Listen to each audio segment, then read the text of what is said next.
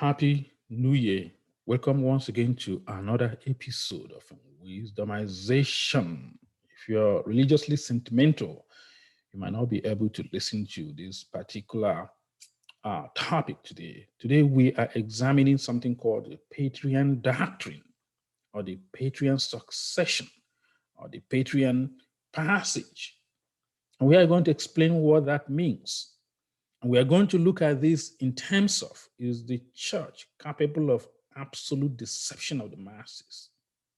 Is the church, and I'm talking of the Roman Catholic Church, is the church capable of creating doctrines, documents that is historically unsubstantiated in order to further their political and ecclesiastical universal domination?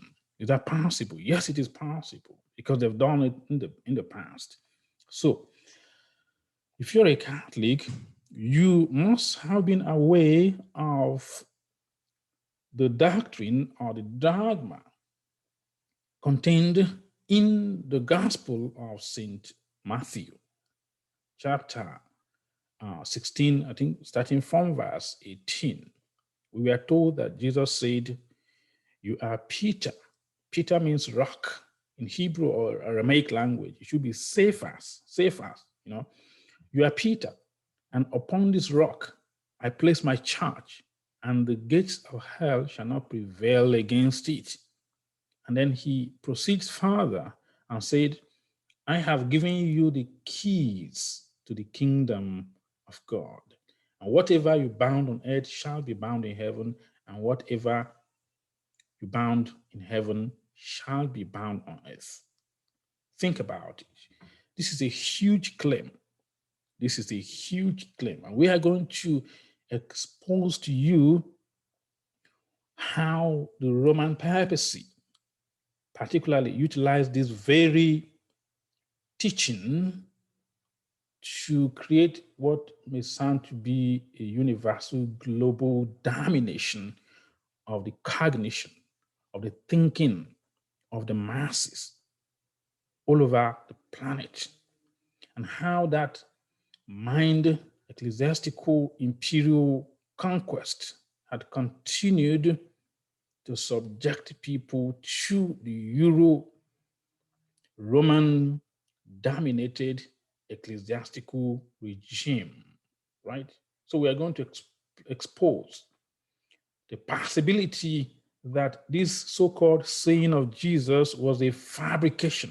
I know this is a very delicate topic to handle because religion is very sentimental, very emotional. When you talk of religion, faith, people become very sentimental. They become very emotional due to years of indoctrination, and such indoctrination has never been rationally or critically examined.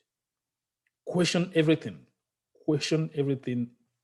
Any system, be it religious system, be it political system, be it educational system that asks you not to ask question, do not trust it. Because the reason why most religious institutions, organizations are very antithetical, very antagonistic to critical reasoning is because they don't want people to know the truth. They don't want people to know the truth because you are in a better position to control an unthinking people than you are when people are spiritually and rationally aware of the world, aware of themselves, right? Just as in ancient time, even pre-Christian era, we've seen that certain prophets, certain shamans emerged from their communities and claimed divine right or divine special knowledge. And they utilized that to cajole the people, to deceive the people, to take resources from the people, because the people are often naive, right? Someone emerges and say, well, God chose me, right, to tell you what you need to do. Of course, the question you need to ask is, God is not afraid of me. God could talk to me as well, right? And this does not negate the fact that certain people receive certain spiritual enlightenment or certain spiritual knowledge.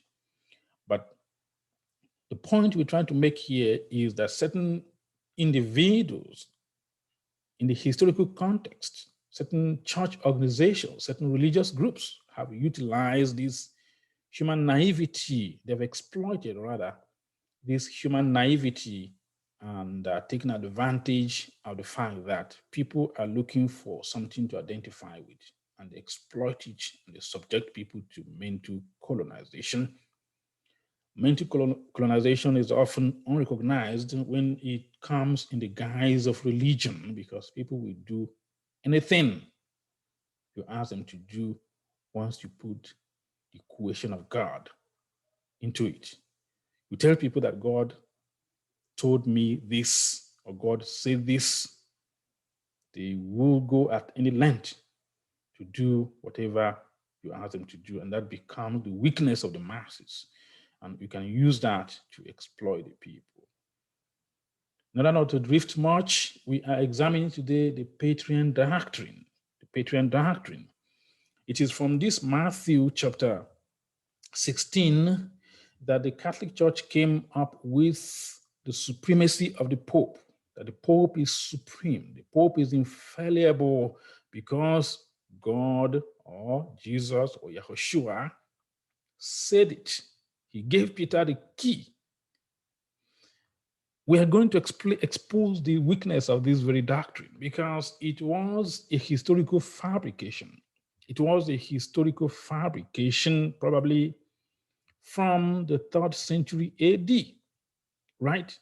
People who crafted this doctrine. And there's evidence, possible evidence, that this very doctrine was inserted in the scripture. It was not there from the beginning. St. Jerome himself said that certain part of the New Testament was not original. And anyone who's a theologian understands that St. Jerome was one of the church fathers whose writings and teachings and publications is very central to the life of the church. He said that a certain aspect of the New Testament was not there from the original, right? He said it. He made a confession. I don't know what made him to make this disclosure, but he said it, right? So the point we're trying to make is that that very concept, that very teaching, that very verse in the Bible was put there by the Catholic Church. It was put there by the Catholic Church as a way of consolidating a global ecclesiastical power. I say this is not an easy topic today because, as I say, religion is very sentimental to people, and once you touch what they think they know, they are going to react. Sometimes very, they're going to react very negatively to that.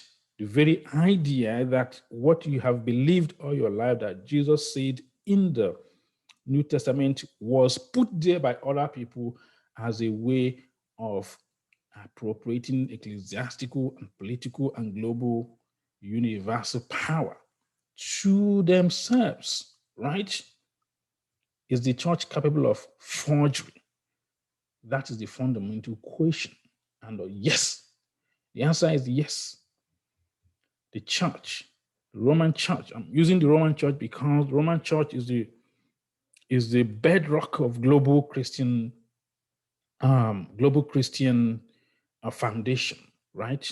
Most of the things in the New Testament was put together by the church fathers, right? By the church fathers, by the different councils they've had over the years, right?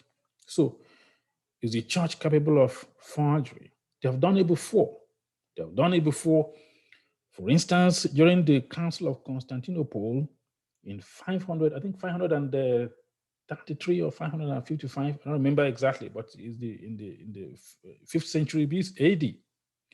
During this council, the church intentionally removed from the Bible, from the New Testament, where Jesus talked about reincarnation, the fact that souls are being recycled in this material plane over and over and over. Jesus spoke about it, right? But the church categorically removed this very teaching from the New Testament, right?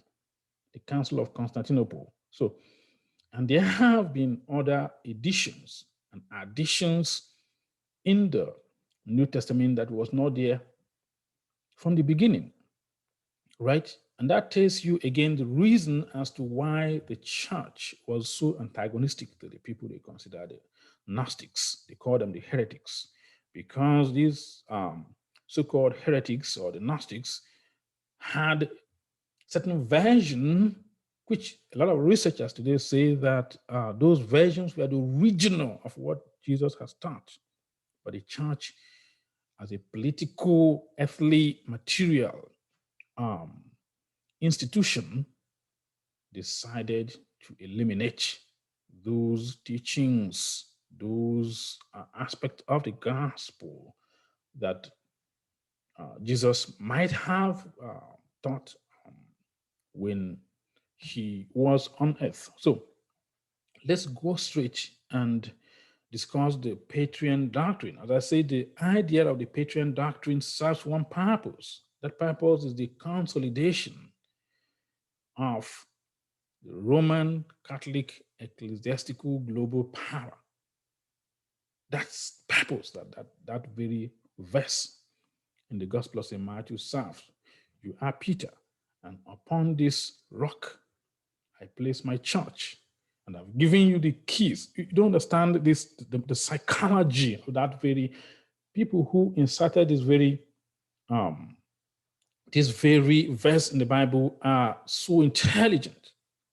They saw the future. They wanted not just the immediate domination and control of what I may call divine monopoly or God monopoly.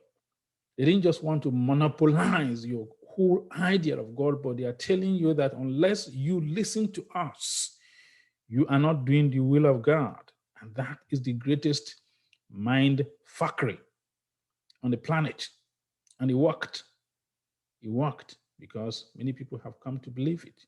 Many people have come to believe that the prime creator, the creator of the infinite multiverse, have come to confine himself within the microcosmic, within the minute dogma or dogmatic constitution of the Catholic Church, and that whatever the church said is the truth, is the absolute truth. Nobody can contest or argue about it or make any comment about it, because you're going to hell. If you do that, you know that becomes the terror of the people. As I used to say, any system that uses fear and intimidation to deceive you, to make you to do something, is an evil system. The narcotic system, the satanic system, is a wicked system. Because a free system does not utilize fear to make you to do anything, not at all. When you are told that if you don't believe as we do, you're going to hell, you're going to hell, and you are outside the parameter of the divine protection. Says who, right? So we have to begin to be very critical, very, very critical, especially if you are of an African origin, because the damage were done mostly to the Africans. Europeans can create their own ecclesiastical institutions and do whatever they want to do, but when they project such teaching, such dogmatic, constitutional teaching to the minds of the Africans and influence the Africans to think and to be allegiance to the Euro-based Catholic or Anglican church authorities, you know that something is wrong. You know that some people who are wiser than you have colonized your mind. And we think of colonization as only political and economic colonization. Nobody is thinking of religious colonization. Many people are religiously colonized. And what the Roman Church has done is that it comes to Africa and it trains She trains the most brilliant people, the priests. And these people spend lots of years in studies, right? Of course, in indoctrination, because they don't really give you the opportunity to think for yourself. You can't do that, even though you think you can, but you can't. When you think outside the parameter of the dogmas handed to you, you are removed. You have a problem. The church sees you as a dysfunction in the system. It's like the matrix. You are trapped in a matrix system, recycling matrix. And then if you don't follow what every other person follows, you become a dysfunction in the system. And the system will do its best to eliminate you, to remove you, right? That is just what it is. So I have some slide here, and we're going to share my slide, and we are going to expose to you how the church intentionally created and inserted in the scripture that very idea that Jesus said, "You are Peter, and upon this rock I place my church." It was intentional, fabricated verse. It was not there from the beginning. And I know a lot of people might not accept this because that's not how the program, how the mental colonization works. People will think, no, I've read this in the Bible and it's true. Jesus said it. No, he did not say that. He said that only because the Catholic Church wanted to make Jesus to say that, because they wanted to monopolize the teaching of God. They wanted to dominate what you call the church on earth, right? They wanted to dominate. So by implication, because the evidence is there, by implication, it means that if you are not within the fold of Catholicism, God is not speaking to you, because God chose Peter. And through what the church called the Liber Pontificalis, the book of the Pope, they have established the lineage, the historical linkage of different popes from St. Peter. And we know there's the actual document of the church called Liber Pontificale. Liber in Latin is book, the book of the Pope. And we know again that that book is a fabrication. Even if you look at certain pictures or certain paintings, you're going to see that the church has managed to draw a list of popes from St. Peter. And they've claimed, by doing this, what they have done is that they will claim that we are the original church, that God, I wonder if they're talking of the bigger God or the smaller, lower dimensional fallen realm, what they may call the fallen angels, right?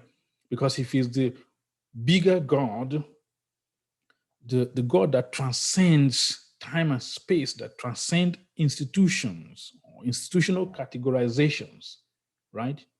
You know that that God has no interest in being caged within the cocoon, within the box, within the four square of any dogma, of any theory, of any humanly created principles. That God transcends that time, right? And if human being comes and tells you that we have the dogmatic right to cage your mind, to cage your thinking, your consciousness, the expansion of your of your soul into this particular box, you better run away from that kind of thinking, because that kind of thinking is the lower dimensional thinking, the thinking of the controllers, the visible controllers, right? The controlling system of the archons, the controlling system of the demiurge. The demiurge is what you call the god of this world, but we're not. Let's not drift. So I'm going to go straight to my slide, and we're going to expose how some of these teachings are nothing but mere fabrications, ecclesiastical fabrications, in order for them to appropriate global, universal power for themselves, right? So that's going to be our topic today on ecclesiastical forgeries. You know, If you're a Catholic, you will not even tend to question that the Catholic Church can fabricate and forge documents in history to create this substantiated notion that God has chosen the Catholic Church to be the beacon of light on the planet. What if that is just a political fabrication of Europeans, right? If you're an African, you need to begin to think this way, right? What if that is just a fabricated concept by the European power, ecclesiastical power, or church powers to further their colonization? Because colonization happens in two versions. One could be political, economic, social, technological, but the one that nobody is talking about is religious colonization, mind evasion. A thought, a notion has been programmed into your consciousness, into your central nervous system, which you have come to embrace, you have come to accept as the absolute. The church has made its teaching an absolutism that you become afraid that if you question, if you critique, if you criticize, if you challenge the assumptions presented to you, you must be somehow devilish, you must be somehow evil. You know, the soul is infinite. You cannot cage my soul to a dogma. My soul is more than dogma. My soul is more than dogma, right? You cannot contain my soul within the human philosophical or theological construction. You can't do that.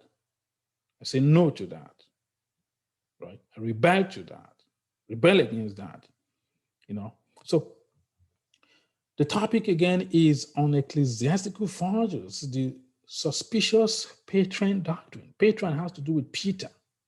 Peter, the doctrine that was accredited to Jesus, telling Peter that you are Peter, and upon this rock I place my church, and the gates of hell shall not prevail against it. Whatever you bound on earth shall be bound in heaven, and whatever you bound in heaven shall be bound on earth. These guys are genius, this colonial genius. These guys are super intelligent because by inserting such doctrine in the Gospel of St. Matthew, the church has claimed universal monopoly of the message of God, all the message of God, meaning if you are not with us, you are against God. If you are not with us, you are against God. I was watching a movie the other day, I've forgotten the title of this movie, and it has to do with the ecclesiastical authority being established on earth and how people are being mind programmed. And they were saying, if you don't listen to church, you are not listening to God, so to say. And when they say church, they're talking of a constituted small head, a constituted courier, a constituted small organization that dictates what is God and what is divine and what you need to do. And if you don't listen to them, it means that you don't listen to God, right? That's what that movie was saying. But that movie is not far from the truth because that is what is going on, right? If the church says something, you cannot challenge it. To challenge it, you have to be outside. You have to be outside because if you're inside, you are in deep shit, you're in deep trouble. So let's move on and examine this doctrine of papal supremacy. So this so-called saying of Jesus Christ in the Gospel of St. Matthew chapter 16, starting from verse 18, is the foundation of what you call papal supremacy, meaning the Pope is supreme, not just supreme in terms of church matters, supreme on the planet, not subject to anything. He is the law. He is the law. He is the law. Europeans are very ingenious. You Africans, and you don't get it. You don't get it, and you never get it. When you have realized, by the time you realize what has been done to your mind, it will be so late. It will be so late because the level of brainwashing is deep. That tells you why Your society, as Trump said, is a shithole. It's a shithole because the forces ruling your mind, dominating your consciousness, is outside of you. And you are the puppet, and they are the hidden puppet masters. Before the coming of Europeans, you have known God, you have known the prime creator. You lived more in harmony with yourself, you live more in harmony with your nature. In fact, you're more divine than you are today. You're more godly than you are today, right? You're more holy than you are today. But then certain people came with the doctrine and taught you that this doctrine we are teaching you is the doctrine of God, and you've bought into it. And then you're giving your allegiance. Allegiance is a soul agreement. You're giving your soul agreement to these people, and they've taken your consciousness. So what I always tell people, if you are allegiance to England, maybe you're an Anglican church, your allegiance is to England. Who founded the Church of England? You just have to do your research. You see the reason and for the purpose, the selfish, materialistic purpose for which the Church of England was founded, right? Again, the selfish, materialistic tendencies and purpose for which Constantine in 325 AD founded what you call now the Universal Catholic Church. It was a political move. It was a political move that gave the bishops of Rome almost absolute power to do what the fuck they want to do. And one of the things they did is that they told you that God is talking to us. And if you're not within our fold, you are going to hell and you're not doing the will of God. And I used to think like that before. I used to think that, I was Catholic, and I used to think that,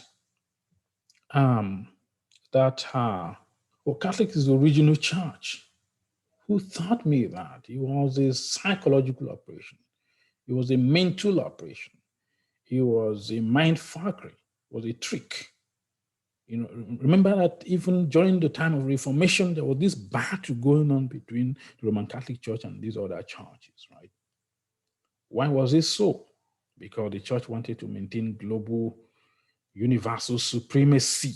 The Pope is supreme. Of course, he's a monarch. If you see the history of the evolution of Pope, he was a monarch. It was just another extension of the Roman imperialism. And someday in the future, we are going to talk about the influence of Mithraism, Mithraic religion of Persia to what you call the Roman Catholic Church. It was almost like a baptism of Mithraism. The regalia, the attires, the costumes that the priests wear today is nothing but the old Mithraic religion.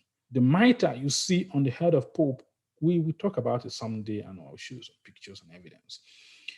The mitre that the Pope has on her head, or the bishops have, is nothing but a repackaged version of the Mithraic pagan religion, the occult pagan religion, right?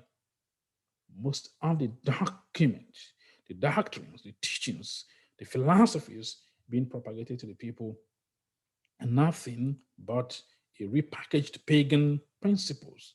And they use this new religion founded in 325 AD by Emperor Constantine, a couple of hundreds of bishops, how they use it for a global political domination. Domination, right? So you're an African and your allegiance is to Rome. Who are you? You're a confused fellow. Your mind is fucked up. That is why we talk of decolonization of the African mind. Of course, it begins with religion. But you cannot begin with religion where half of the people pay their allegiance with Rome or with England. You cannot do that because these people, these forces, these cosmic forces are controlling your mind. Your mind is invaded. Your mind is conquered. So, as I said, the papal supremacy. Let me read what this is contained in the Catechism of the Catholic Church. You can find your own copy and read it just to be informed, right? The Pope, Bishop of Rome, and Peter's successor. Where did they get this concept of Peter's successor? It's from Matthew chapter 16, verse 18. You are Peter, and upon this rock I put my church. I place my church, and the gates of hell shall not prevail against it. This was an insertion into the scripture. It was not there originally. It was not there originally, but they are trying to establish a global domination, a papal supremacy. And that is how these con artists invented that very concept, that very notion, that very theological or dogmatic constitution. They put it there for a reason. It's for a mental colonization of the globe, and it worked. So Peter's successor they found where? Only in the Catholic Church. So other churches, you better know you're going to hell because you're not on the right with God. Says who? The Catholic Church said it, right?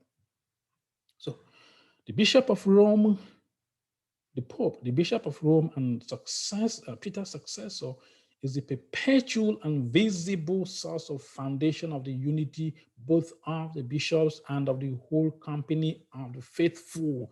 See, the Pope is the leader of the whole company of the faithful, of the church on the planet. That's how they see it. That's what it is.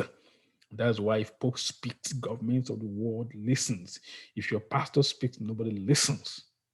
They don't take it serious because the Pope is Vatican is like a different country with its constitution, its laws, its own jurisdictions, right? So they sit down and talk with governments of the world because that's where, quote unquote, God is, right? The political power is enormous, and they will retain this political power by any means necessary, right? Let's go on. For the Roman pontiff, by reason of his office as vicar of Christ and as pastor of the entire, not just the Catholic Church, the entire church has full, supreme, and universal power over the whole church, a power which he can always exercise unhindered. This is what we are taught in the Catholic Catechism. It's called the catechization, right? And this is nothing but a neurological indoctrination, a brainwashing system. The thing is, like, you think because I've gone to school and I'm part of a universal church, I cannot be brainwashed. No, you never question these assumptions. And many people, especially the laities, never studied past this catechization or indoctrination. They never studied past it. So how can you find historical truth? Whether what you're being given is true or not? You can't. You listen to the bishop and you dare not question the bishop. When the Pope and his courier issues an encyclica, you recite it, you are indoctrinated to just believe it, with no questions, right? So you've seen it. This is what the Catechism of the Catholic Church is telling you. And the Catechism, what you use to catechize the laities or the masses. Your central nervous system is programmed. And for you to unprogram yourself needs a lot of work. Because even the fear that you're doing something wrong due to years of neurological mind conditioning, due to years of brainwashing, is not easy to deprogram yourself. If you're not a researcher, you cannot do that. You cannot do that. An open-minded researcher has to be a renegade, a rebel, for you to be able to discover the truth for yourself and not take what's been given to you from a face value from a Euro-based, Roman-based, remember, Roman imperialism. Many researchers say that the Roman government, the Roman political imperialism continued. Rome failed, politically, but then actually didn't fail because Roman political imperialism continued in the Catholic Church and the traditions of the Pope. They still have global domination. In fact, the concept Catholic Church means universalism. We're all over the place. And your mind, the war is in the psychic plane. The war of neuroprogramming, neuro-linguistic mind programming is in the psychic plane, right? And some of you will listen to us who are trying to free your mind as the enemy. No, we're not the enemy. We're not the enemy. We've done the homework. We know what the fuck we're talking about. So the college or body of bishops has no authority unless united with the Roman pontiff. You see, control. This is power grab. This power grab. Even if you're a bishop, you don't have any power unless you are allegiance to me. Like Godfatherism. Go and watch the trilogy called The Godfather. It must be allegiance to me. This is a Targary. This is ecclesiastical Targary. You must be allegiance to me. You must be obedience to me as what? Peter's successor. And where did they get this Peter's successor? It's from the Petrine succession or the Petrine passage, or what they call what Jesus said, supposedly said in the book of the Gospel of St. Matthew, you are Peter, and upon this rock I place my church. Which they are the same people who inserted those in the doctrine, in the canons of the New Testament. Because many researchers have found out that it was not there in the beginning. They created it because these people are smart, they're intelligent. Once they say that Jesus said that, you cannot doubt it because Jesus said that if you question it, you're going to hell. So don't talk. Don't question it. So the college or body of bishops has no authority unless united with the Roman pontiff, Peter's successor, as its head. As such, this college has supreme and full authority over the universal church. What they're telling you is that we are the Catholic Church, we are the original, we have full power over the universal church, the church on the planet. Maybe sometime in the future, I'm going to talk of dimensional, hyper-dimensional control, because this kind of document coming from the lower realm, because it's a way of controlling souls. We tell you what to do. Somebody used to say that during the Middle Ages, the monks were not supposed to be having sex, but they are so obsessed with sex that they're even making laws as to what kind of sex style you have with your wife. Maybe they say it's only missionary or something like that. So they control every aspect of your life. Every aspect of your life. They open the door for you to go to heaven. If you close the door, you cannot go to heaven. That is a lot of mental programming. That is a lot of mental control. And for people to get rid of this kind of neurocognitive mind controlling is not easy. It's not easy because of fear. Fear has been so induced into your mind, into your consciousness, that you think that questioning means anti-God. No, God is beyond the parameters of the human ecclesiastical system. Get that? Do you know how vast the universe is? Infinite. And we are here on this planet in the larger spectrum of reality. This planet is like a sand. When you think of the multiverse and many other planets with possible life forms living in this billions and billions of planetary system just within our own galaxy alone, and you're naive to think that the creator of this infinite realm of the cosmos, the multiverse, we're not even talking about universe anymore, we're talking about multiverse, infinite, with other planets, that you on this cosmic dot, on this little speck, on this very minute, very microcosmic, not insignificant planet Earth, have the key to the kingdom of God. Do you understand? Do you understand? I'm not the enemy. Do you understand what has been done to you?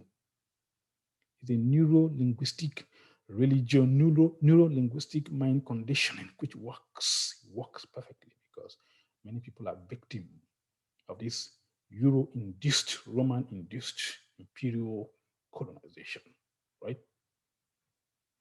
So let's finish reading it.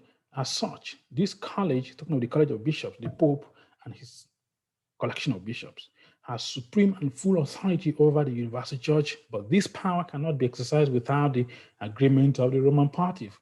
So even though the bishops have their own power within their own jurisdiction, you cannot exercise it unless the Pope says so, right?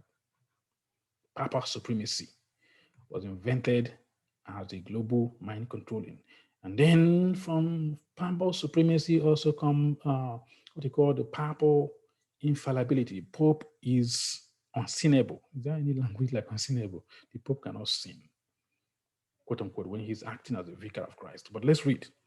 Christ endowed the church's shepherds with the charism of infallibility in matters of faith and morals.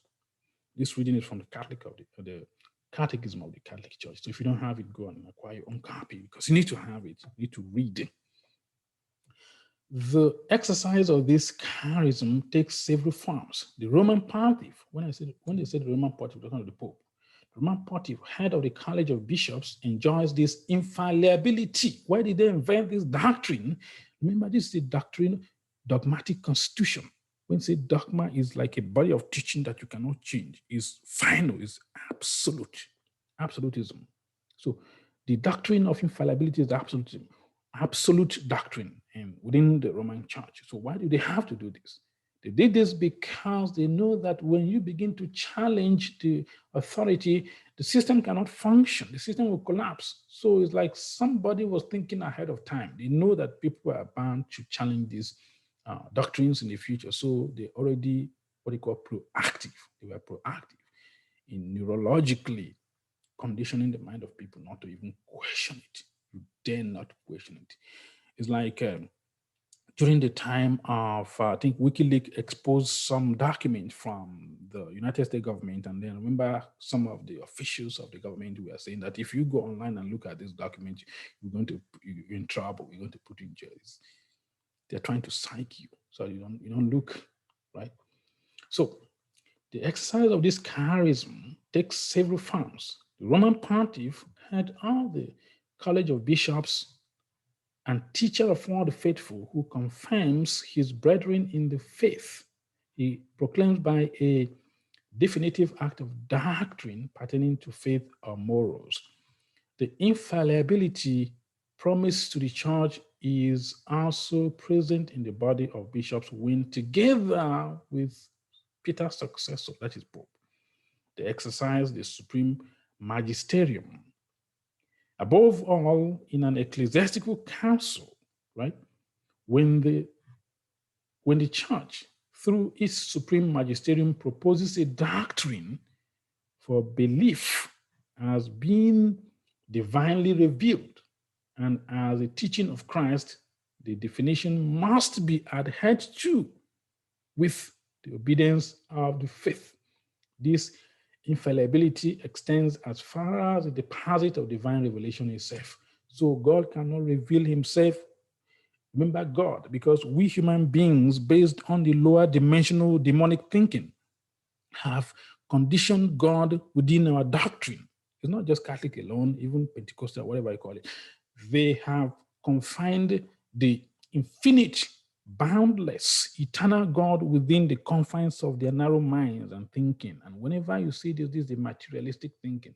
And this thinking and this teaching is nothing but a lower dimensional fallen realm, the lower astral realm teaching, even though it comes across as Christ or God is teaching. No, God cannot be confined with that. My soul is boundless and cannot be chained within that confines of doctrinal theology or dogmatic constitution, because my soul existed even before these doctrines were crafted. You know, it's like as philosophers used to say, if it vibrates, it's not real, right? If it vibrates, before we came to this material world, we existed. Our soul is infinite. Our soul existed with God. And you're trying to make laws to confine my soul that is eternal with the human created ecclesiastical, moralistic, churchy rules and laws. That is a lower dimensional thinking. That's a lower dimensional thinking, right? So, background of the First Vatican Council. This Pope, I think Pope Pius IX, was the one who convoked or called into being the First Vatican Council. It's like a church council where, and always remember that the church council are always very reactional. Something is happening in the world and trying to defend themselves, and then they convoke a meeting, they convoke a council of the intelligentsias to decide on the faith in the modern world, something like that. So many councils, whether it is the Council of Trent, many councils they've had down the centuries in the church has always been kind of a reaction towards something, not like proactive. They're always reacting to some events, right? So again, let's read this. This is from Britannica, Encyclopedia Britannica. First Vatican Council, also called Vatican I, is the 20th Ecumenical Council of the Roman Catholic Church, evoked by Pope Pius IX to deal with the contemporary problems. The Pope was referring to the rising influence of materialism, liberalism, and the Pope was referring to the rising influence of rationalism, liberalism, and materialism. Preparation for the council were directed by a central commission and subcommissions dominated by members of the Curia. Curia is the papal bureaucrats, right? And resulted in the 51 schemata or proposed decrees, of which only 6 actually came before the council. Of the approximately 1,050 bishops and others who were eligible to participate, about 700 attended the formal opening on December 8, 1869. A few more eventually appeared. So something was happening in the 18th century that made Pope Pius IX to convoke or to call into being the First Vatican Council. Remember, this was the time of the Enlightenment. So rationalism was gaining ground. And the Pope reacted, the church reacted to the influence, because at this point, people became very rational. They criticized, because remember in the Middle Ages and the Dark Ages, people are very superstitious. The church says something, go and kill yourself, you go and kill yourself, because the church said it. At a point, people begin to ask questions. You ask them to go and kill themselves, and they asking you what? Let's use reason to justify why I should kill myself, and the church did not like it. So I'm not like an advocate of everything that Enlightenment philosophers proposed was good, but one of the things they did was to challenge the ecclesiastical establishment and the powers, the absolute power of the Catholic Church, the ecclesiastical absolutism. They challenged it during the 18th century, and the church reacted by crafting the First Vatican Council. And in this article, one of the things they thought about is they reaffirmed the Petrine passage or the Petrine doctrine, the fact that Peter has given the Catholic Church the absolute power on earth to reign forever. So they reaffirmed that document during the First Vatican Council, right? Europeans, you Africans think you know what the fuck is going on. You don't. You are just a pawn. So again, apart from the Enlightenment thinkers challenging the establishment, ecclesiastical, challenging the ecclesiastical powers, there was also something that went on at that period, right? What you call the Italian unification. The Italian unification. So let me just read what I wrote here. For hundreds of years, the Italian peninsula were politically schizophrenic and lacking in centralized political administrative strength. There were different monarchs controlling different regions, but this took a drastic turn in 1861. This became the year of the neutralization of various political peninsulas under a unified political centralization.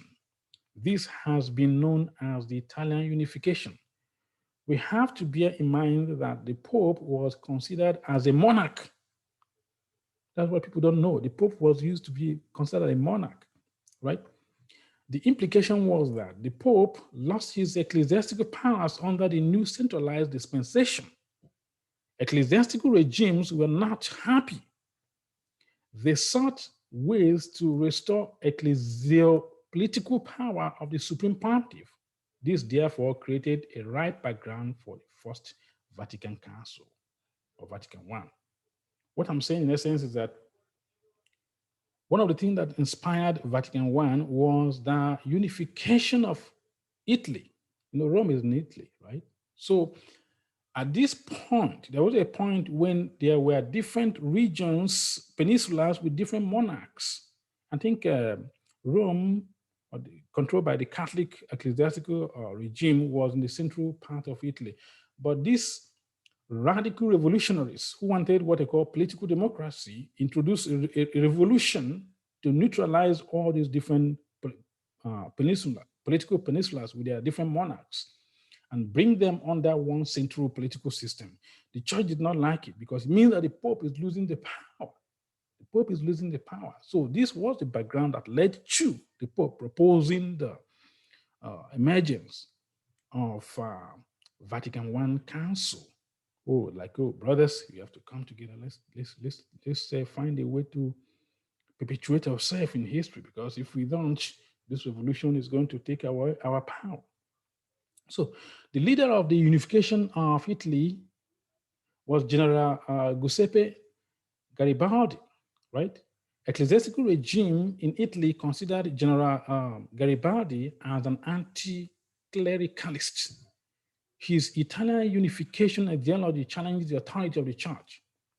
The church considered him as an enemy and sought ways to curb the proliferation of his philosophy, right? Of course, this guy is probably in Freemason, as many Catholic bishops in Rome are in the Freemason. In the future, I'm going to decode to you the symbols, the architectural symbols of Rome is purely Freemason. The obelisk, that pillar at the center of Rome, is very Masonic, very, very esoteric. It's an Egyptian obelisk standing for the penis. Fact. So this guy who initiated the Italian Revolution, of course, he was a Mason. You see him putting his hand, whenever you see people taking that photo and putting their hand like this, is what they call the hidden hand.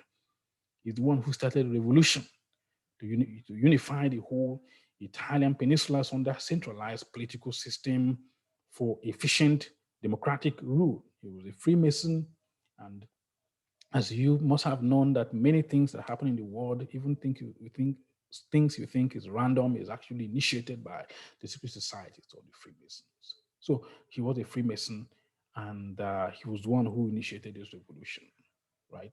You see, he's doing the hidden hand. They call the hidden hand. They are the puppet masters that controls events in the world. So this hand, one hand put underneath under his jacket, is a sign of Freemason. They know they're talking to themselves, of course, right? This is the symbol, the compass and the square symbol on the all-seeing eyes, symbol of the Freemason, right? So again, First Vatican Council, also called Vatican, I think we read this before.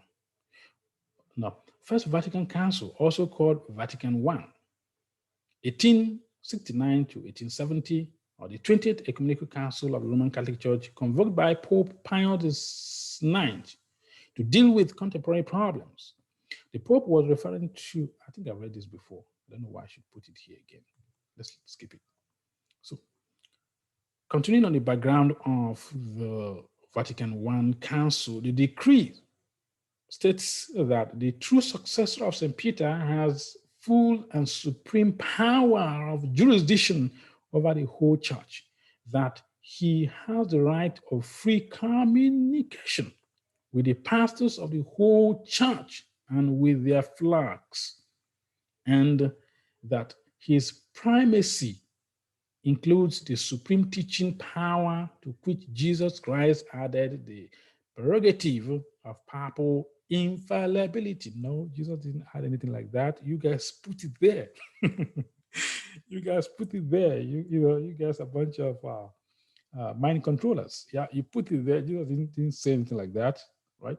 But now you putting words in the mouth of Yehoshua, thinking that he said it. He has no interest in saying stuff like that. That's not what, he didn't come here to establish any ecclesiastical, global, financially buoyant power as the Vatican has.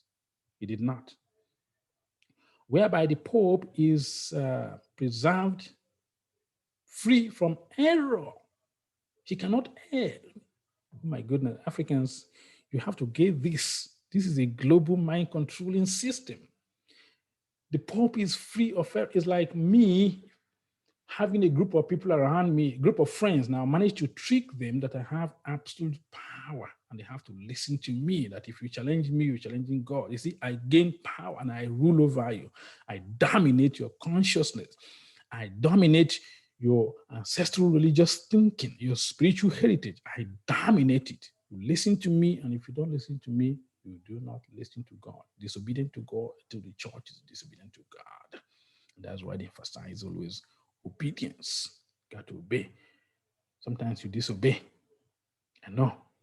Got to be a rebel. You disobey because if you just keep your soul's essence subject to this thinking, to this cosmic, human, materialist point of view, you might not even ascend to the higher realm when you die, because the same people have conditioned you to be on the lower vibration, the lower astral realm, the realm of the demons, right? Okay, where am I? Where am I? Okay, and Christ added the prerogative of papal infallibility, whereby the Pope is preserved free, is free from error when he teaches definitively that a doctrine concerning faith or moral is to be believed by the whole church. The original schema had not included a statement of papal infallibility, but the majority of the council fathers agreed on by Pope Pius IX. Override vociferous opposition from those who argue that a former definition was inopportune and gave their approval to the dogmatic definition. I think I've spoken about this, that these are the prelude, the preparation, the background, the, the platform out of which Vatican I emerged. Ecclesiastical bureaucratic reaction against what was perceived as a contemporary error. What are the errors that the church perceived in those days? It was rationalism, it was materialism, it was liberalism. Of course, the church wanted people to go to the age of the Dark Ages, because that's when people were not enlightened, people were not thinking, people were super religious and superstitious. So the church preferred that breeding background, that environment, because nobody could rise to the level of mental cognition to challenge some of this doctrine. And as I say, I'm not saying that I have my own critique of the age of enlightenment, of course, but the reason the church was reacting the way it was because it was scared it was going to lose its position and power in the world, especially in a world of rising rationalism and cognition by man. Okay. The dogmatic constitutional postulation, two dogmatic constitutional postulation came out of the Vatican I Council. One is the Dei Filius, the Son of God. It reaffirmed the ecclesiastical regime's creed for mass followership.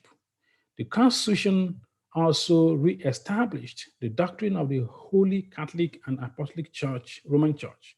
It also dealt with faith and reason, God, revelation, and faith.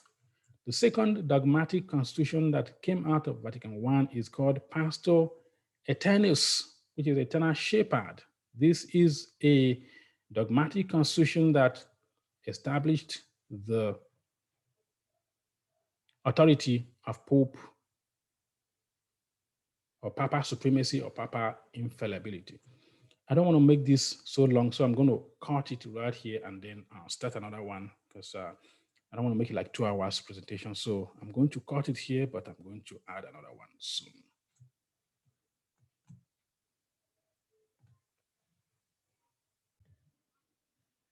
Well, I'm back again. I didn't want to cut it. I don't think it's up to 1 hour yet. So let's continue. Let's continue. So two dogmatic constitutions that came out of Vatican I Council were Dei Filius is Latin. Son of God is a document that the Pope and his curia or his bureaucratic bodies crafted. Deus Filius, the Son of God.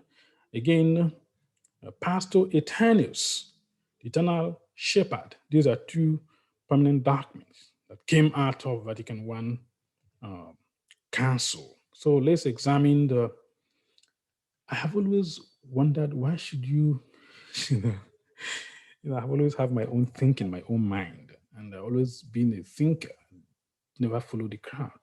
Why should you say a pastor is a shepherd?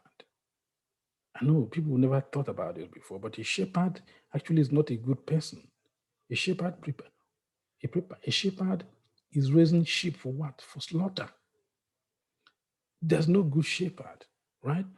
You see, I always thought about this, even when I was small. Like, sheep are made to be slaughtered and eaten. So I'd rather not be a sheep. I don't want to be a sheep. So we say somebody is a good shepherd, but what you have to ask yourself is, for what purpose does a shepherd raise a sheep? Is to sell them, to market them to the butcher, to milk them, to exploit the sheep, to use their meat for protein. So, I know it's symbolic, but I have always thought this way, in an esoteric level, in a higher dimensional level, right? Maybe it could be something else. How about I am somebody who reasons, somebody with my own mind, because sheep are kind of stupid animals. We all know that. Sheep are not smart. They are not intelligent. They are groupy, what they call hive mind. They're like biosystem hive minds. The sheep think collectively. If one is crossing the road, all of them will cross the road. It doesn't matter if a vehicle is coming. That's what sheep are. And you say somebody is a good shepherd, but is there any good shepherd when you think about it metaphorically? You have to think as, for what reason is the shepherd raising the sheep? Is to sell them, to betray them to the butcher who slaughters them. That reminds me of a book I read some time ago by George Orwell, Animal Farm, right? Well, that's by the way. So one of the documents that came out of Vatican I Council was eternal shepherd, And who is the eternal shepherd? It's the Pope, right? Because he's the vicar of Christ. He is the visible representation of God on this planet. This planet is very small when you talk of the multiverse. I mean, if you drive to the space, you cannot even see it. It's invisible. It's like a sun, like tiny, like a speck. You can't even see it. Very, very. Within our universe, I mean, our galaxy alone, our solar system, we have thousands upon thousands, millions of planetary systems, and there is emerging evidence that it's possible that there were other life forms in these other dimensions, in these other realities. For us to think that we are human beings and we are the only one existing in the whole of God's creation is to be naive. Be naive. So if the Pope is the vicar of Christ on this planet, how about other planets out there? Is he still the vicar of the planet, of God on these other planets? Because our planet is one out of trillions, billions, uncountable, infinite. See, we've been conquered mentally, and we've been subjected to Euro-colonial, spiritual, ecclesiastical, theological dogmatism, which we need to extricate our minds from. But Mali said, emancipate yourself from mental slavery. None but ourselves can free our mind, right? None will free your mind. Free your mind. And free your mind means deprogramming. Deprogramming is not easy. To deprogram your mind from the theological, neuro-linguistic mind conditioning that has taken so many years is not easy. You got to be willing to do the research. to be able to understand, because you don't know what you don't know, right? So the Vatican Council managed to establish the dogma of papal infallibility in the dogmatic constitution of Pastor Eternus. The church claimed that this doctrine is scriptural and should be treated with dogmatic absolutism. Remember when they said dogma? I don't like dogmas. Truth is unfolding. Nobody has the monopoly of truth. No system here on the planet. Everybody is infallible. Every system is infallible. What you believe 300 years ago might not be what you believe now, because people are evolving and truth is expanding. We are in the material body, and our perception only see maybe 1%, maybe less than that, of the visible light spectrum within the electromagnetic frequency band. We only see tiny, and you're making a decision based on the very minor, very insignificant wave band. You're making decision. You're saying that God, the infinite creator of the multiverse, has told me that anyone should be subjected to me. Nah. The church claims that the doctrine is scriptural and should be treated with dogmatic absolutism. What Bible verse was used to justify this universal monopoly of the concept of God is Matthew. See it here. Upon this rock, you're Peter, and upon this rock I place my church, and the gates of Hades. By the way, the concept hell came from the Egyptian underworld. The Egyptian underworld. Who is the lord of the underworld? In Egyptian pantheon, Egyptian mystery system is an Anubis. Anubis and also Osiris, the god of the underworld, right? So this whole concept of the heads, which the Greeks plagiarized as heads or hell, came from the African traditions, religious, spiritual, and mystery school systems, right? So you are upon this rock, I will place my church, and that is Matthew 16:18. The foundation of papal infallibility is derived from the pseudo-epigraphical gospel of St. Matthew, chapter 16, verse 18. And I say also unto thee that thou art Peter, and upon this rock I will build my church, and the gates of hell shall not prevail against it. Why did I say pseudo-epigraphical? What does it mean? Pseudo-epigraphical, the Gospels. We don't know who wrote the Gospels. St. Matthew did not write the Gospel of St. Matthew. Luke did not write Luke. John did not like, so we don't really know who wrote these documents, right? And the Gospel of St. Luke, John particularly is very, one of the Gospels that is very, what do you call it? Gnostic, very Gnostic. It's established in Gnostic tradition.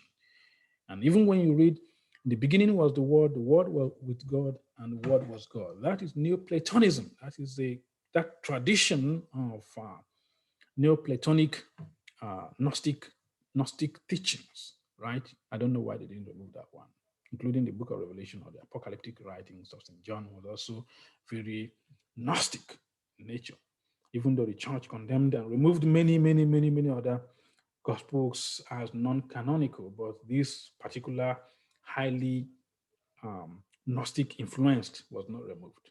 Why?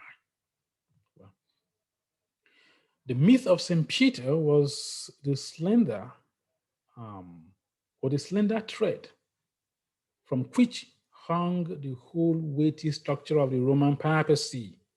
Unfortunately for papal credibility, the so-called Petrine passage, this is Petrine, not Perian. Petrine passage was a forgery. This is what Barbara Walker, a researcher, good research is, good researcher, good one. People who have sound historical information, right? She said, unfortunately, for papal credibility, the so-called Petrine passage was a forgery. She said it was a forgery. This researcher said the so-called idea that Jesus told Peter, you are Peter, or you are Cephas, or you're rock. And upon this rock, I'm going to put my church, establish my church, and the gates of hell shall not prevail. He said it was a forgery. It was inserted there sometime during one of those church councils, right? It wasn't there from the original because the church wanted to have global power. It's a mind control thing. It was deliberately inserted into the scripture about the 3rd century AD, right? This is what the scripture is saying. As a political ploy to uphold the primacy of the Roman See against rival churches in the East, various Christian bishoprics were engaged in a power struggle in which the chief weapons were bribery, forgery, and intrigue, with elaborate fictions and hoaxes written into sacred books and the ruthless between rival parties for the lucrative position of God's elite. They all want to be God's elite. God, we're chosen by God. We're the it. Outside us, there's no church. So they want to be the elite of God on the planet. Remember, God is not boxed. Always remember that God is not boxed within human system. A pastor may teach you about God, but he may not even know what God is. That's why Jesus said in the end, some people will come to me and say, Lord, Lord, I've performed miracle. I've done signs and wonders in your name. I say, get out of my face. I don't fucking know you, right? I don't know you. I don't know who you are. So this constructs, we are human based because God cannot be trapped.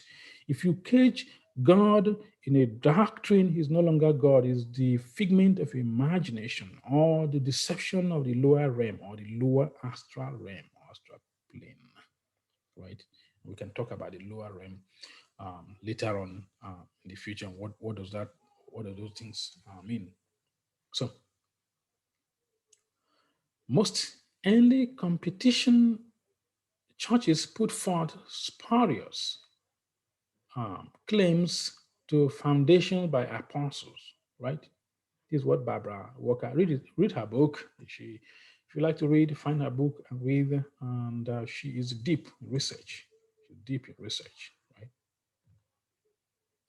So now is the myth of my discussion on this particular topic. Who is Peter? Who is Peter? We've done the homework. Who is Peter? Peter was a recapitulation of the Roman god Janus. It is from Janus you get the concept genitor, or January. When you say, oh, of course, we're in January right now, 2021. So the concept of January came from the two-faced god of the Roman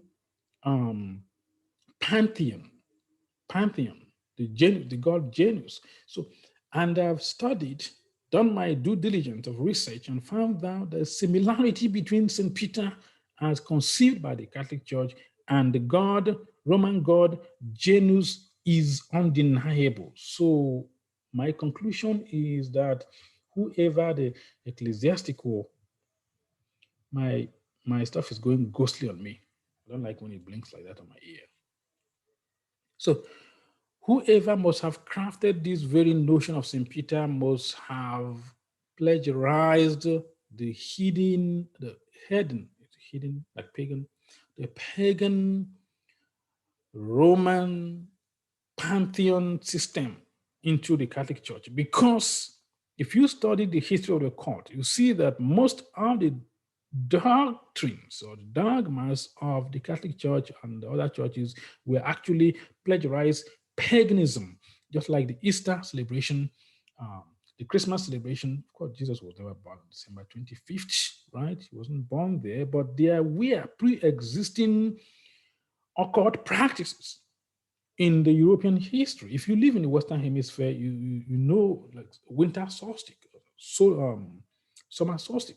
All these things have been transformed and rebaptized as Christmas and Easter. Easter Ishtar, the god Ishtar, right?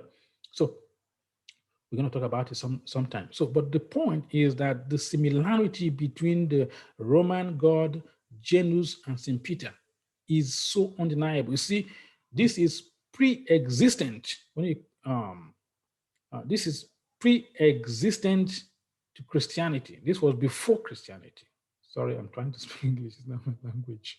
So the Roman god Janus pre-existed Christianity, and you see that he has the key.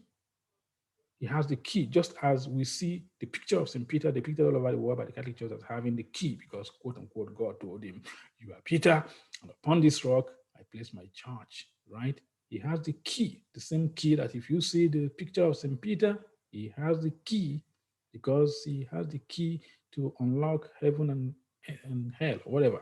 Right? St. Peter's connection with the Roman god Janus is evident.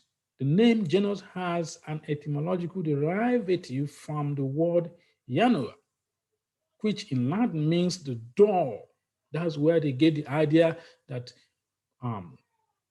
St. Peter has the key. Janus himself was the janitor or doorkeeper. As I say, if you hear the concept janitor, it came from this god, from the etymological derivative of it is very Latin or Roman. So the concept janitor came from the god Janus. From the god Janus, you get January, right? So why did they call him janitor or janitor? Because it's the doorkeeper. If you go to schools in the Western world, you see that janitors are the one who goes around cleaning all the places. They call him janitor. So that word was derived from the Roman god um, janitor. So janitor is the doorkeeper of heavens. Is it not what the Roman church put in the scripture in the gospel, inserted it in the gospel of St. Matthew, saying, "You are Peter, and upon this rock I put my church, and the gates of hell shall not prevail it. I've given you the key," the same key that Janus is holding, because people who constructed this understood the Roman pagan religion of the time. And they just transitioned from paganism to quote unquote Christian theology. That's what we're trying to say. Don't get upset with me. Do your research. Do your research, and most of your cognition, most of your belief systems will be altered tremendously. So, Janus is the doorkeeper and the guide of the gate of heaven with the key. He has the key. Janus, therefore, is the Roman guardian of the portals, the door or the gates, right? You see him again here depicted in um, symbolism. You see, he has the key, again, the key. Genus Pater. Pater is father. Genus Pater.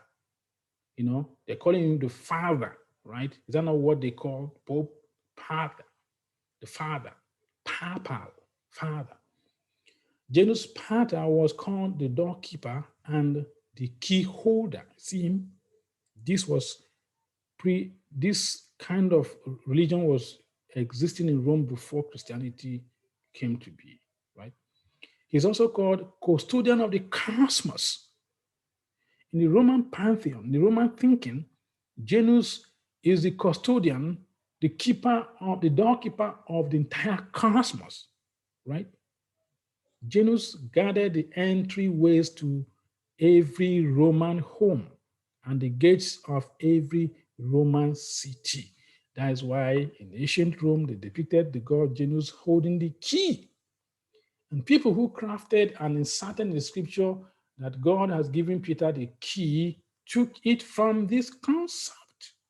It's not, it was inserted, that dogma, that constitutional dogma was inserted not so long ago. It was not there in the origin, in the beginning. The Catholic Church wanted to establish global, universal, ecclesiastical control of the human mind, of control of the concept of God, control of the church, control of thought process. Had to put that statement into the canons of the scripture deceptively. They lied. They lied, right? Let me go back. Ignore this Marxist stuff. That was from previous. I don't know why I should put it there. So,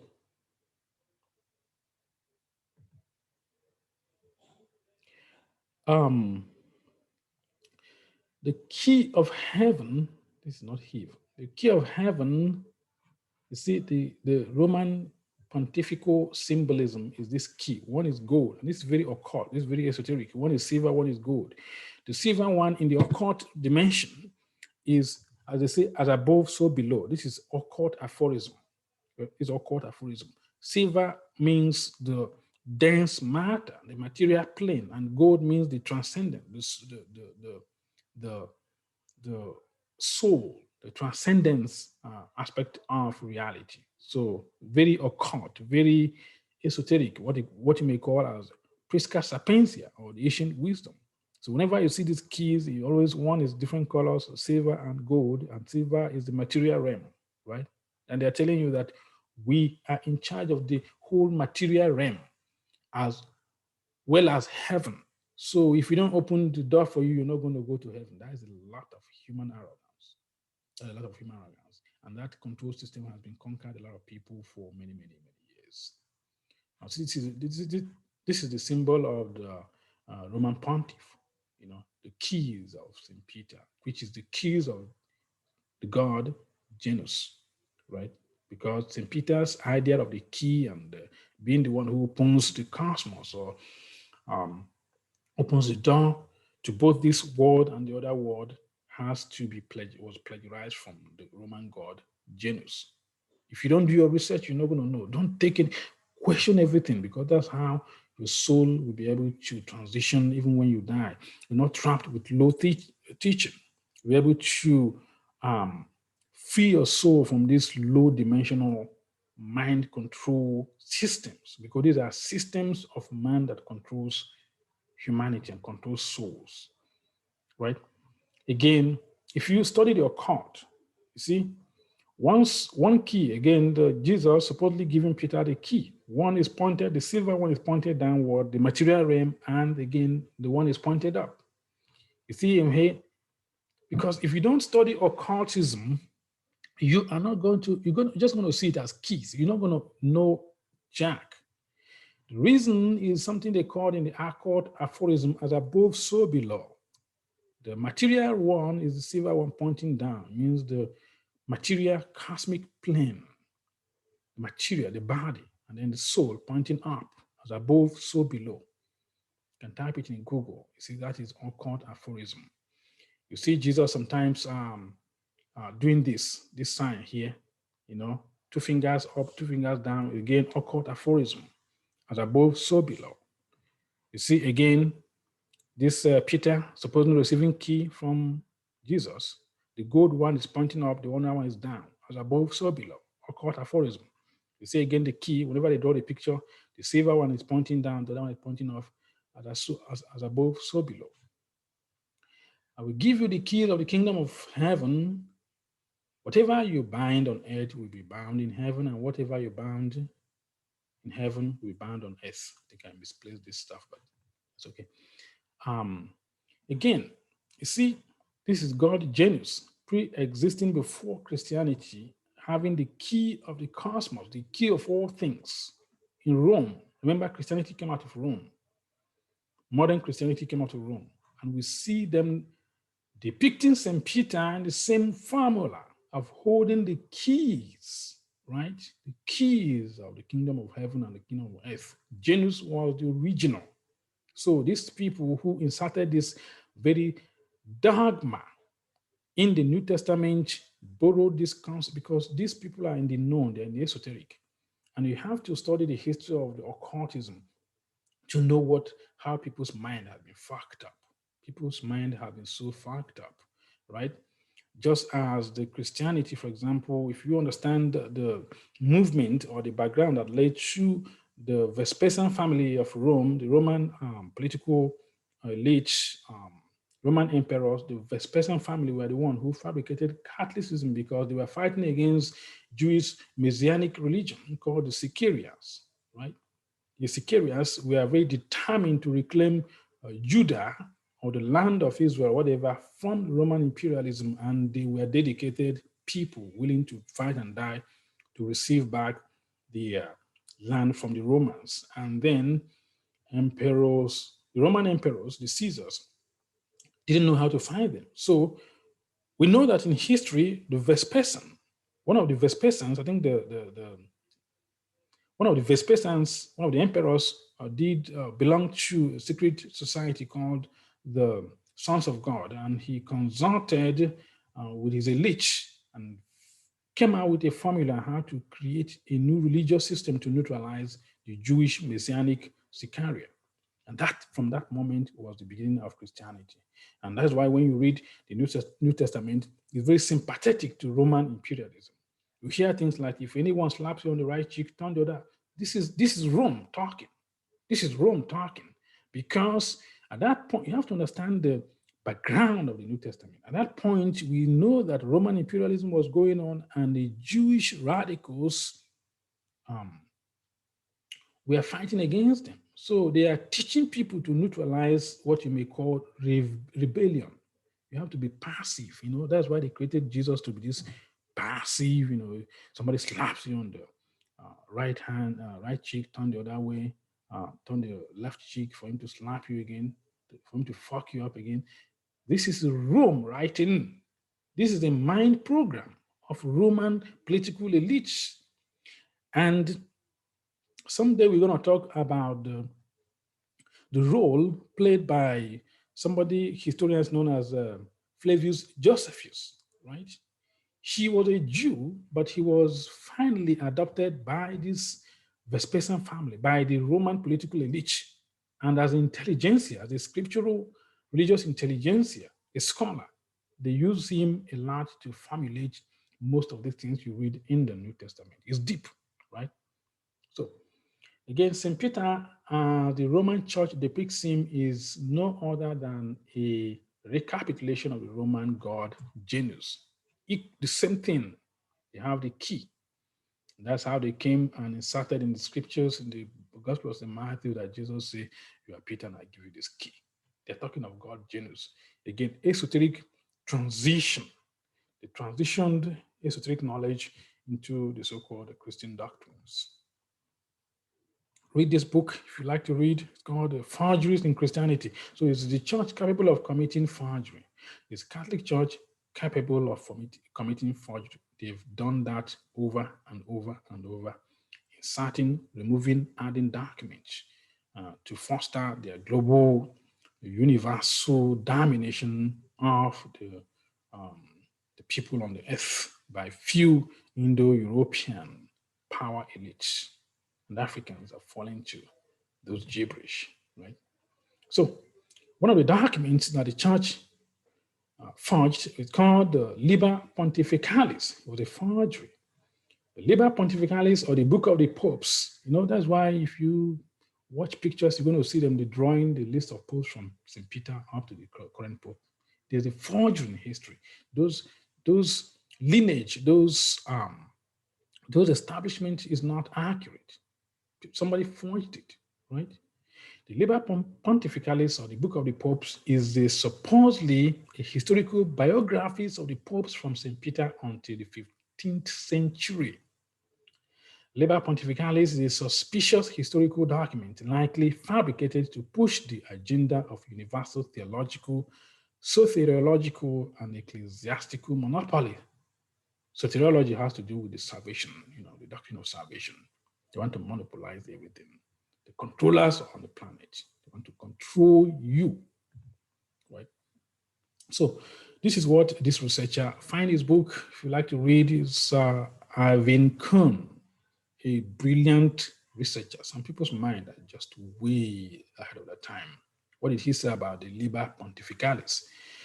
He said it is full of bogus correspondences, liturgical and disciplinary regulations, biographies, etc., which certainly must be held under suspicion.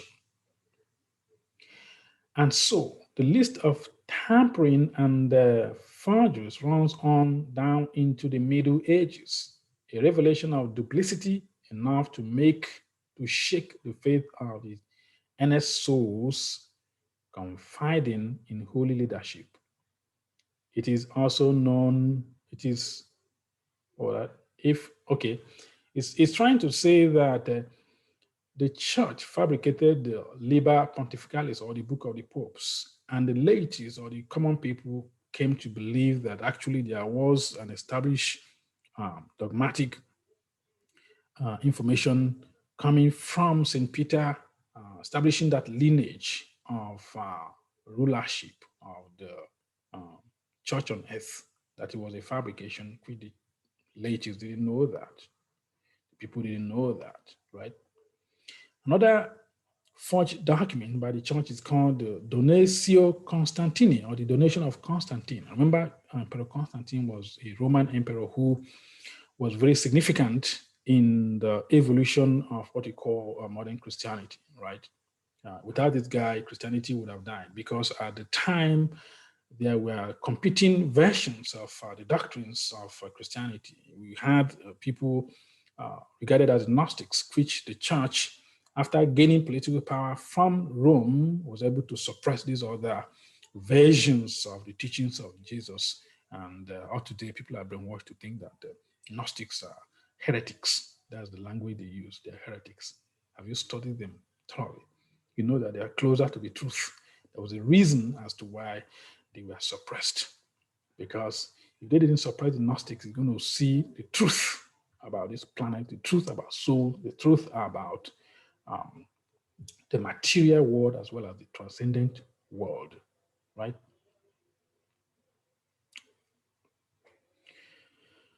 So, Donatio Constantini, or the donation of Constantine, is a forged Roman imperial decree by which the 4th century Emperor Constantine the Great supposedly transferred authority over Rome and the western part of the Roman Empire to the popes.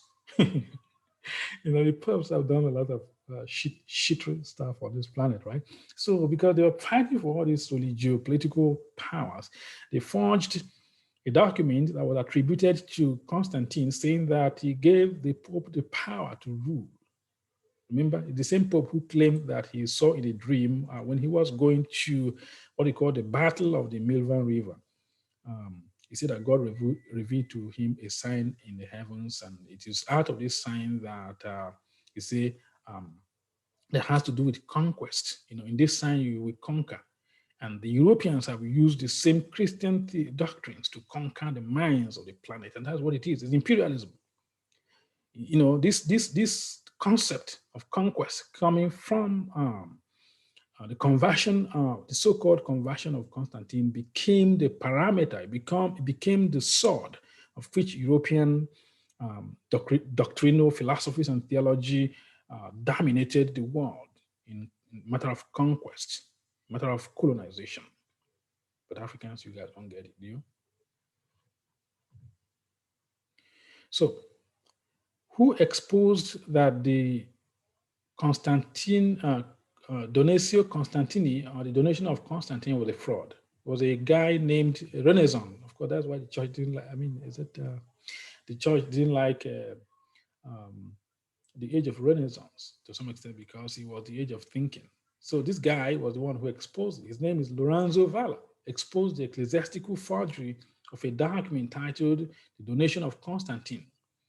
This is one of the famous forgeries in history, and was utilized as a foundational base for ecclesiastical domination and control until um, Lorenzo Valla proved it was forgery during the Renaissance. This guy exposed the church. He said, "Oh, you guys been using this document, but you guys forged it."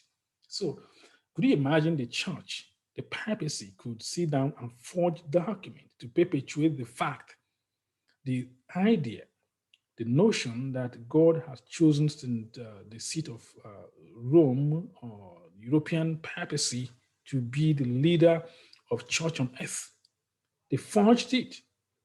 This whole notion is a trick. It's a trick. If you are a Catholic, you're probably getting mad at me now. Just the same way, if you're a Muslim and I talk about the fabrication and the plagiarism done by the Islamic scripture writers, they took it from Christian and Judaic doctrines, teachings, scriptures, right? If I say like this and you are a Muslim, you're going to get upset. But truth transcends institutions. Truth has no alliance, right? You speak the truth, irrespective of who thinks that you shouldn't speak it. Another document forged by the Catholic Church to perpetuate this papal supremacy or the supremacy of Pope is called the Symachian Forgeries. Symachian document was forged as the result of the fight for the control of the Church of Rome. The Basilica of St. Peter was made the symbol of the Pope's Petrine authority. Petrine authority means Peter's authority, because the Catholic Church claimed supremacy based on the fact that they claimed that St. Peter handed the key. Jesus handed the key to St. Peter, and the Catholic Church went to the extent of establishing that they are the lineage of St. Peter, right? That's how they fucked everyone's mind up. That's how they begin to dominate the mind. They are very, very advanced when it comes to cognitive colonization, right? The Symachian forgeries are a sheaf of forged documents produced in the papal curia. The curia is like the bureaucrats of Pope. They all sit down and forge these things. They forged it.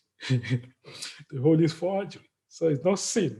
The same people who tell you the shit you need to believe, right? Okay. The Symachian forgeries are a sheaf of forged documents produced in the papal curia of Pope. Sycamus, no, Symmachus.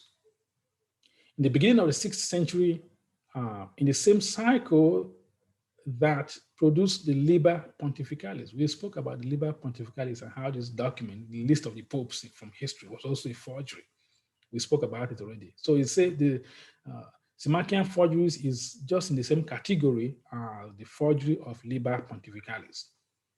In the context of the conflict between partisans of Symmachus, Pope Symmachus, and anti-Pope Laurentius, the purpose of this libelli was to further papal pretensions of the independence of the bishops of Rome from criticism and judgment of any ecclesiastical tribunals, putting them above law, clerical and secular, by supplying spurious documents supposedly of earlier age during the dispute between Pope Saint, they even made him saint, the same person who did this historical forgery that deceived people, Pope Symmachus and the anti-Pope Laurentius.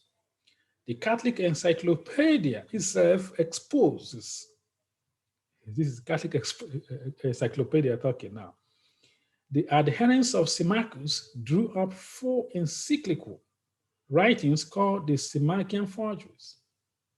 The object of these forgeries was to produce alleged instances from earlier time to support the whole procedure of the adherents of Symmachus, and in particular, the position of the Roman bishop could not be judged by any court composed of other bishops. You see, the Symachian document was forged to further propel the lies that St. Peter elected, that the papal seat was supposed to be the seat of St. Peter. And you cannot judge them. That's why they're talking of infallibility and papal supremacy. All lies. All lies. What is Voltaire? We know that Voltaire is an Enlightenment philosopher. European, is a French brilliant mind. What did he say about the Symachian forgery? He said, it is the boldest and most magnificent forgery which has deceived the world for centuries. That's what Voltaire said. It's the boldest church forgery, ecclesiastical, papal forgery that has deceived the world for centuries, right? So the Pope and his courier bureaucrats are very capable of committing the atrocities, the historical imbalance, the deception of forging documents, including inserting in the scripture that Jesus said, "You are Peter, and upon this rock I place my church." They inserted all these things to maintain papal supremacy over you. And who is the sheep now? Who is the mugu? As they say in my country, the mugu, like the fool. Who is the fool? You are the fool because you accepted the dogma, the constitutional dogma. Believe it was in the scripture from the beginning, and they've used the same thing to colonize your mind, and you don't even know that, right? You don't even know that. Bullshit. The Samaritan forgeries was deceptively used by the popes for many centuries, quoting authoritatively distant, existent ecclesiastical documents to support their spurious seed of Peter claim. They just want to establish that they are the lineage of St. Peter, right? That, whatever we say is what St. Peter would have said. You know, that's the power, man. Some people are way advanced than other people. So, finally, coming to the end of this uh, uh, topic, finally, the prime creator transcends all human institutions. That's it. That's something we like to take from this particular episode is the fact that the supreme creator of the multiverse, we live in this planet and we are carrying our shoulders up and we don't know the vastness of the multiverse, right? We're insignificant, we're tiny speck, like a dust, when you consider the entire spectrum of reality.